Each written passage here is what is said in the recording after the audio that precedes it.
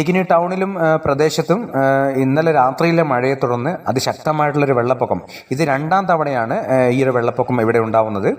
കഴിഞ്ഞ തവണ ഇത്രത്തോളം വെള്ളം കയറിയില്ലെങ്കിലും ഈ ഒരു തവണ അതിശക്തമായ രീതിയിലാണ് വെള്ളം കയറിയിരിക്കുന്നത്. നിങ്ങൾക്കത് വളരെ വ്യക്തമായിട്ട് തന്നെ കാണാൻ കഴിയും. ഈ ഒരു അവസ്ഥ, തിക്കിനി ടൗണിൻ്റെ ഒരു അവസ്ഥ നിങ്ങൾക്ക് കാണാൻ കഴിയും.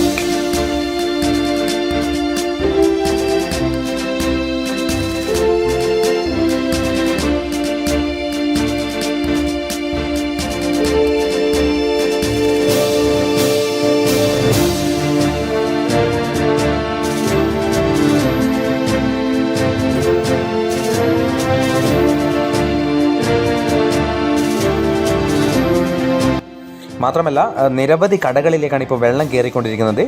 ബൈക്ക് കടയിലേക്ക് വെള്ളം കയറിയിട്ട് നിരവധി ബൈക്കുകളാണ് വെള്ളത്തിനടിയിലായിരിക്കുന്നത്. നിങ്ങൾക്ക് വ്യക്തമായിട്ട് തന്നെ ദൃശ്യങ്ങളിൽ കാണാൻ കഴിയും. നിരവധി ബൈക്കുകളാണ് ഇവിടെ വെള്ളത്തിനടിയിലായിക്കൊണ്ടിരിക്കുന്നത്. ഒരുപാട് രൂപയുടെ നാശനഷ്ടങ്ങളാണ് ഇപ്പോൾ ഇവിടെ വന്നുകൊണ്ടിരിക്കുന്നത്.